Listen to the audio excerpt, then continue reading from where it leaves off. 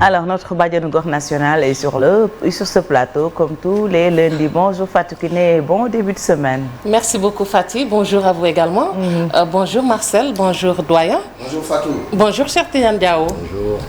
Alors, nous démarrons l'actualité hors de chez nous avec cette actualité au Mali. Au moins 20 civils tués samedi au nord de Gao.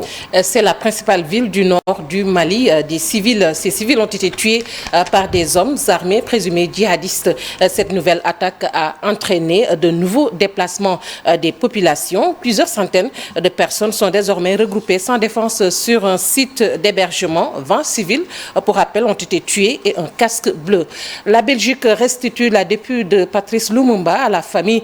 Ceci 61 ans après sa mort. Le premier ministre congolais a été assassiné le 17 janvier 1961 dans le Katanga avec ses compagnons de lutte comme Joseph Okuto et Maurice Polo. Seule une dent a été retrouvée en Belgique des années plus tard et c'est cette relique d'ailleurs qui va être remise à sa famille lors d'une cérémonie au palais d'Edgemont à Bruxelles ce lundi.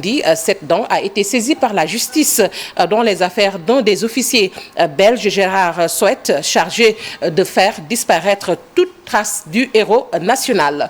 Et puis le président ukrainien Volodymyr Zelensky s'adresse ce lundi 20 juin dans l'après-midi à l'Union africaine. Depuis Kiev, c'est la première fois que le chef de l'État ukrainien s'exprime devant l'Union africaine alors que le président en exercice Macky Sall s'est rendu en Russie il y a 2 mois et demi lors d'un appel avec le président Macky Sall. Volodymyr Zelensky avait déjà émis le souhait de s'exprimer auprès de l'Union africaine. Rien ne filtre sur la teneur de son discours. Il n'arrive pas en terrain conquis, il faut le rappeler. Il s'était attiré les foudres de l'Union africaine au début du conflit. L'institution avait qualifié de choquant et raciste tout traitement différent réservé aux ressortissants africains bloqués en Ukraine. Le manque d'engrais pourrait créer une famine qui pourrait déstabiliser le continent. Autre inquiétude des États membres, l'approvisionnement en céréales et en engrais ukrainiens et russes dont nombreux pays africains dépendent. Et nous terminons en Colombie